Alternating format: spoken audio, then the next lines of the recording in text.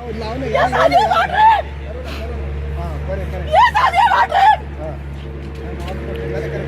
कैसे नहीं बोलोगी? मुझे बताओ, मुझे ला के दोगी रिवॉल्वर, मैं इनको उड़ा के रख दूं। ये हमें फतह करने आए हैं, अब आपको फतह करने आए हैं। इंग्लैंड से सब कुछ अपना वाइंड अप करके आई है यहाँ पे।